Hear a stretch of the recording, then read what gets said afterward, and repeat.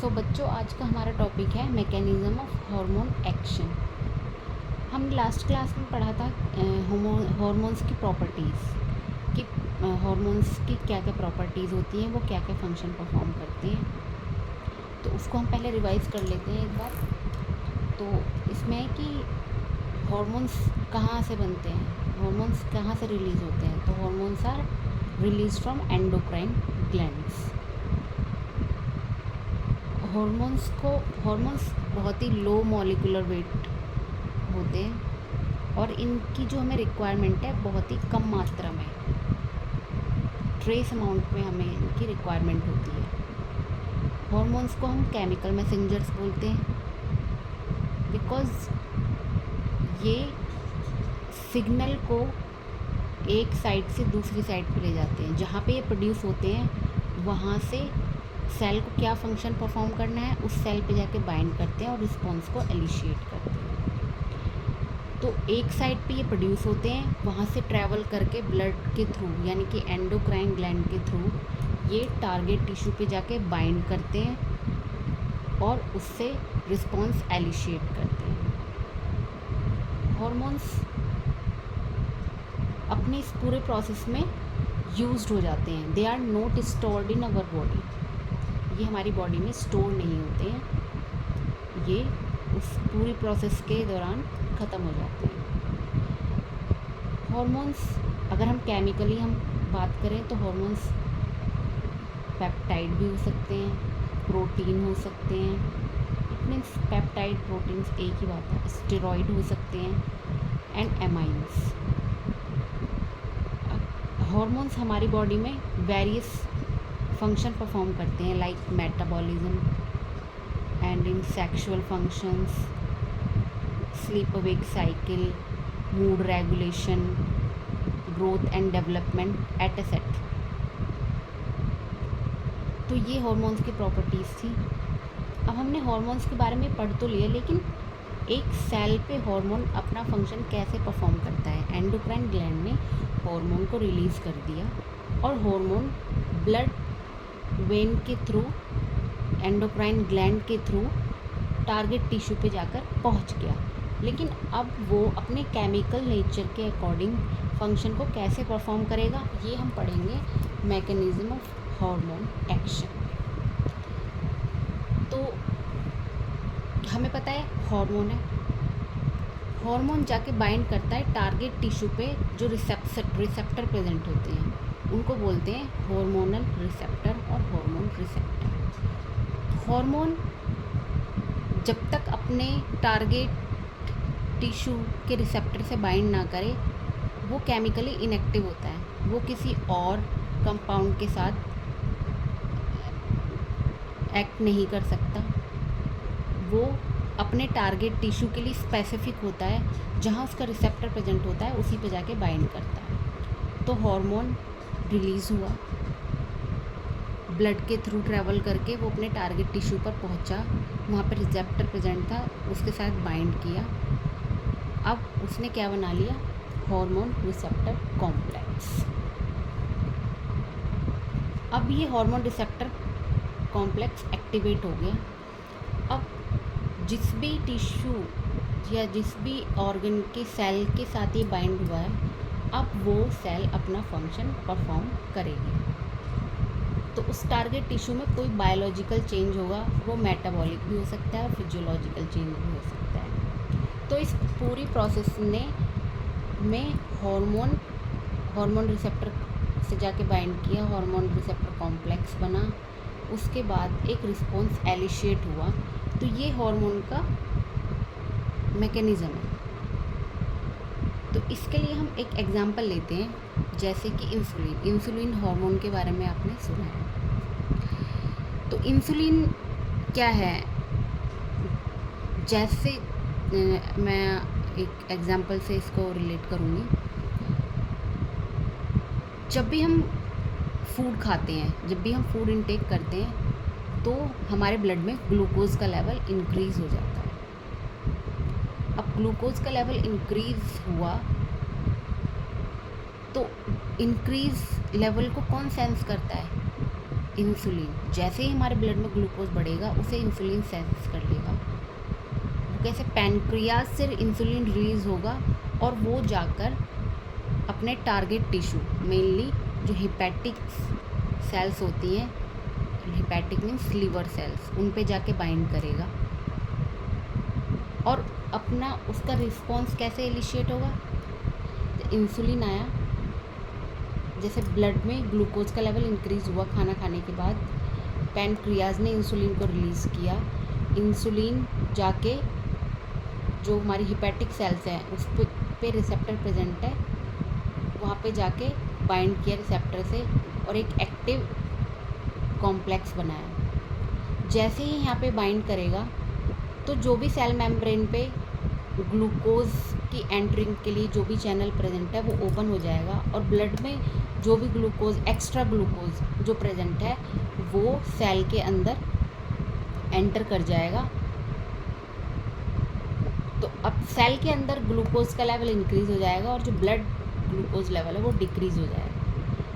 अब आगे की प्रोसेस में ग्लाइकोजेनेसिस होती है, जिसमें जो ये ग्लूकोज है ग्लाइकोजन में कन्वर्ट हो जाता है। अब ये ग्लाइकोजन जब हम खाना नहीं खा रहे होते हैं, क्योंकि हमारे मील्स में गैप होता है 3 to 4 आवर का, जब हम खाना नहीं खा रहे होते हैं तब भी तो हमारी बॉडी को एनर्जी चाहिए ना, तो वो एनर्जी हमें ये जो स्टोर्ड ग्लाइकोजन है इससे मिलती है। वो धीरे धीरे ग्लूकोज में कन्वर्ट होता है और उससे एनर्जी प्रोवाइड होती रहती है जब तक हम नेक्स्ट मील नहीं खाते हैं। तो ये इंसुलिन का मैकेनिज्म ऑफ एक्शन है कि कैसे उसने जो ब्लड में शुगर इंक्रीज़ हो गया था उसको डिक्रीज़ कर दिया।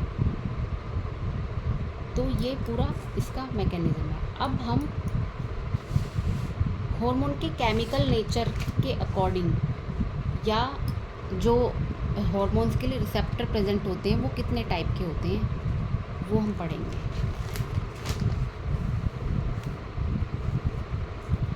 2 टाइप्स के होते हैं रिसेप्टर। एक होता है सेल सरफेस रिसेप्टर, इसी को हम मेम्ब्रेन बाउंडन रिसेप्टर भी बोल सकते हैं। ये है सेल, कोई भी सेल है, सेल सरफेस यानी कि सेल के बाहर ये रिसेप्टर प्रेजेंट होंगे। अब अगर कोई सिग्नलिंग मॉलिक्यूल, हार्मोन्स ये सिग्नलिंग मॉलिक्यूल है जैसे हार्मोन है, लेकिन हम उसके केमिकल नेचर की बात कर रहे हैं। अगर उसका नेचर हाइड्रोफिलिक यानी कि प्रोटीन, यानी कि अगर हार्मोन का नेचर प्रोटीन है या पेप्टाइड है तो वो हाइड्रोफिलिक होगा। Hydrophilic means water loving. अब हमें पता है कि सेल जो भी होती है वो सेल मेम्ब्रेन से बाउंड होती है और सेल मेम्ब्रेन का जो नेचर है वो हाइड्रोफोबिक होता है, यानी कि वो लिपिड बाइलेयर का बना होता है। उसको कोई भी हाइड्रोफिलिक मॉलिक्यूल या वाटर मॉलिक्यूल क्रॉस नहीं कर सकता। इसलिए उसके रिसेप्टर कहाँ प्रेजेंट होंगे, मेम्ब्रेन पर। तो कोई भी हार्मोन इस पे आके बाइंड करेगा और ये सेल अपना रिस्पॉन्स प्रोड्यूस करेगी। तो ये हो गया सेल सरफेस रिसेप्टर या मेम्ब्रेन बाउंड रिसेप्टर। इसका रीज़न क्या है कि जो सिग्नलिंग मॉलिक्यूल है उसका नेचर कैसा है, हाइड्रोफिलिक। तो इसके रिसेप्टर कहाँ प्रेजेंट होंगे, सेल सरफेस में। दूसरा जो रिसेप्टर है वो है इंट्रासेल्युलर। अब इसके लिए जो हार्मोन का जो नेचर है वो कैसा होना चाहिए, hydrophobic. Hydrophobic, small hydrophobic signalling molecule. क्योंकि ये हाइड्रोफोबिक यानी कि लिपिड का होगा तो ये प्लाज्मा मेम्ब्रेन को इजीली क्रॉस कर सकता है।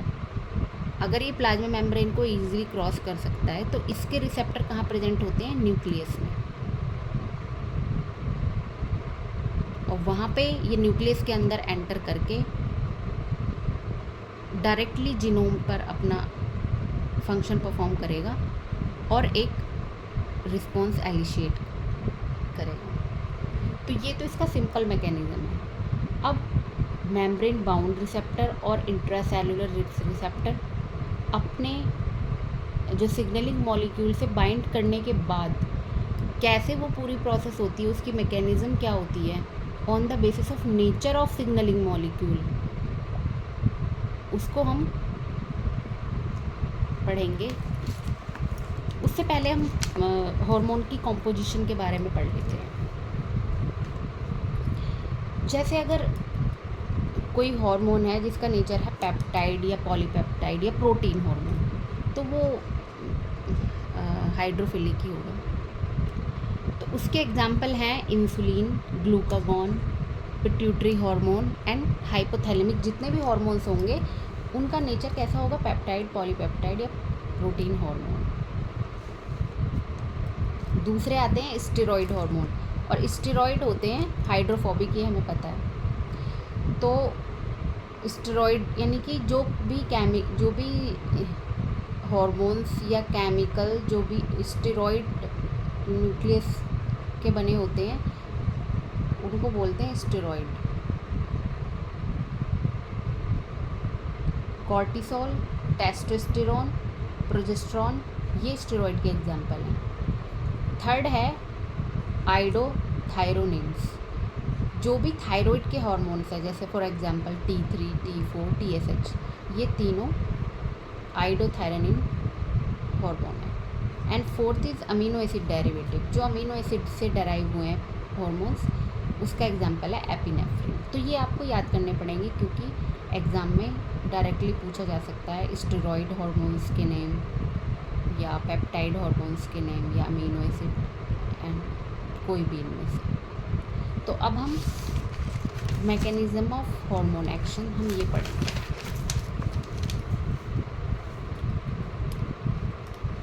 तो सबसे पहले तो आपको ये ध्यान रखना होगा कि जो हमारे मेम्ब्रेन बाउंड रिसेप्टर हैं उनको मेम्ब्रेन बाउंड रिसेप्टर तो बोलते ही हैं, क्योंकि इनके रिसेप्टर जो मेम्ब्रेन पर प्रेजेंट होते हैं उसको हम सेल सरफेस रिसेप्टर भी बोलते हैं या एक्स्ट्रा सेलुलर रिसेप्टर भी बोलते हैं।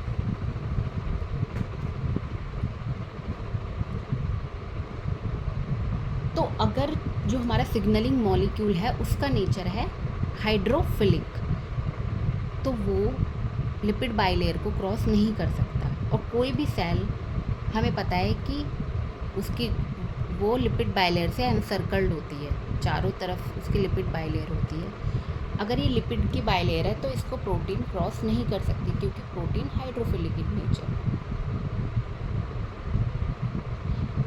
फॉर एग्जांपल हम लेते हैं FSH हार्मोन, तो ये एक प्रोटीनेशियस हार्मोन है जिसके रिसेप्टर कहाँ प्रेजेंट है, सेल मेम्ब्रेन पर। तो ये रिसेप्टर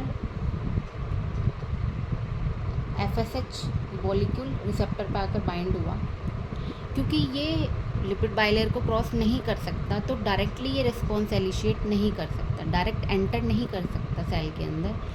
तो ये अपना रिस्पॉन्स को आगे ट्रांसफ़र करने के लिए एक सेकेंडरी मैसेंजर, हॉर्मोन्स को हम प्राइमरी केमिकल मैसेंजर बोलते हैं, लेकिन अपने रिस्पॉन्स को आगे इनिशिएट करने के लिए वो सेकेंडरी मैसेंजर को डेवलप करता है, जिसके एग्जांपल है cyclic AMP, IP3 which is also called inositol triphosphate and calcium. तो ये हो गए सेकेंडरी मैसेंजर। अब ये आगे चल के एक कैस्केड इफ़ेक्ट यानी कि बहुत सारी केमिकल प्रोसेस को एलिशिएट करेंगे जिससे कोई फिजियोलॉजिकल रिस्पॉन्स डेवलप होगा। क्योंकि हमने यहाँ पे FSH हार्मोन की बात की है, तो उसका जो फाइनल रिज़ल्ट होगा, जो उसका केमिकल रिस्पॉन्स होगा, वो क्या होगा, ovarian growth.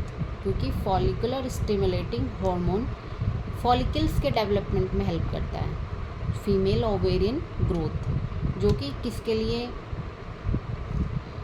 Need for the development of ovaries, इसके लिए रिक्वायर्ड होता है। तो ये है मेम्ब्रेन बाउंड रिसेप्टर की मैकेनिज़्म ऑफ एक्शन। हमें यहाँ पे ये याद रखना होगा कि मैसेंजर, केमिकल मैसेंजर और हार्मोन का नेचर प्रोटीन होगा, तो उसका रिसेप्टर एक्स्ट्रा सेलुलर और सेल सरफेस या मेम्ब्रेन पर प्रेजेंट होगा। वो एंटर नहीं कर सकता सेल के अंदर, तो वो अपने रिस्पॉन्स को आगे प्रोपोगेट करने के लिए सेकेंडरी मैसेंजर का डेवलपमेंट करेगा, और वो सेकेंडरी मैसेंजर एक कैस्केड इफ़ेक्ट प्रोवाइड करेंगे जो कि फाइनली एक फिजियोलॉजिकल रिस्पॉन्स क्रिएट करेगा। तो मेम्ब्रेन बाउंड रिसेप्टर का ये प्रोसेस है। अब हम आगे चलते हैं, इसमें हम पढ़ेंगे intracellular receptor. Intracellular means inside the cell, यानी कि ये रिसेप्टर कहाँ प्रेजेंट होते हैं, सेल के अंदर, वो भी न्यूक्लियस पे प्रेजेंट होते हैं, न्यूक्लियस में प्रेजेंट होते हैं। तो इन रिसेप्टर को हम इंट्रासेलुलर रिसेप्टर या साइटोसोल रिसेप्टर भी बोलते हैं, या न्यूक्लियर रिसेप्टर, क्योंकि इसका जो रिसेप्टर है न्यूक्लियस में प्रेजेंट होता है, इसलिए न्यूक्लियर रिसेप्टर भी बोल सकते हैं। और इसका जो एग्जाम्पल है, हम स्टेरॉयड हार्मोन को लेकर हम एक्सप्रेस कर सकते हैं। तो steroid hormones are hydrophobic in nature and lipid bilayer is also hydrophobic in nature, so steroid can cross the lipid bilayer and enter directly into the nucleus. तो हम इसको समझने के लिए यहाँ पे एग्जाम्पल ले रहे हैं एस्ट्रोजन हार्मोन का। तो एस्ट्रोजन हार्मोन लिपिड बायलेयर को क्रॉस करके एंटर किया न्यूक्लियस में, और जाके बाइंड कर लिया हार्मोन रिसेप्टर जो कि न्यूक्लियस के अंदर प्रेजेंट है। एक्टिव कॉम्प्लेक्स बनाने के बाद वो जाके डीएनए से बाइंड करेगा, और डीएनए से बाइंड करके वो एक जीन एक्सप्रेशन को प्रोड्यूस करेगा, जिसमें कि डीएनए से ट्रांसक्रिप्शन होगी, एमआरएनए बनेगा, एमआरएनए से ट्रांसलेशन होकर प्रोटीन बनेगी, और वो प्रोटीन कोई एक फंक्शन परफॉर्म करेगा जो कि टिश्यू ग्रोथ एंड डिफरेंशिएशन में हेल्प करेगा। अगर हम एस्ट्रोजन का एग्जांपल लें, तो एस्ट्रोजन का मेन रोल क्या है, development of female secondary sexual characteristics, stimulation of proliferation phase of endometrium, यानी कि starting of periods, and development of female reproductive tract and breast development also. तो ये एस्ट्रोजन का रिस्पॉन्स है। ऐसे ही डिफरेंट टाइप के जो भी हार्मोन है अपना डिफरेंस रिस्पॉन्स स्टिमुलेट करते हैं, और mechanism of action of hormone समझाया गया on the basis of nature of hormone, either it is hydrophobic और हाइड्रोफिलिक। तो अगर हम इन दोनों में कंपैरिजन करें, तो जो मेम्ब्रेन बाउंड रिसेप्टर हैं और इंट्रासेलुलर रिसेप्टर हैं, इन दोनों में अगर हम कंपेयर करें तो रिस्पॉन्स किस में ज़्यादा जल्दी एलिशिएट होगा।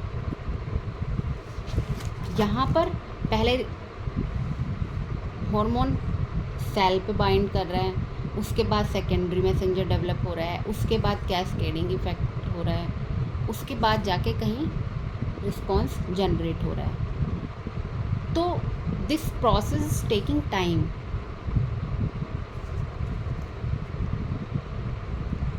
अगर हम इसकी बात करें तो यहाँ पर हार्मोन और सिग्नलिंग मॉलिक्यूल डायरेक्टली जाके न्यूक्लियस पे बाइंड कर रहा है, न्यूक्लियर रिसेप्टर पे, और डायरेक्टली जीन एक्सप्रेशन कर रहा है। तो इस प्रोसेस को होने में बहुत कम टाइम लग रहा है। तो ये प्रोसेस फास्ट है एंड ये प्रोसेस स्लो है।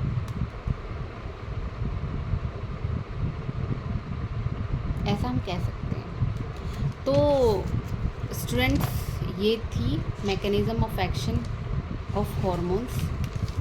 I hope you understand this topic. So next class में हम फिर से हाजिर होंगे किसी और टॉपिक के साथ।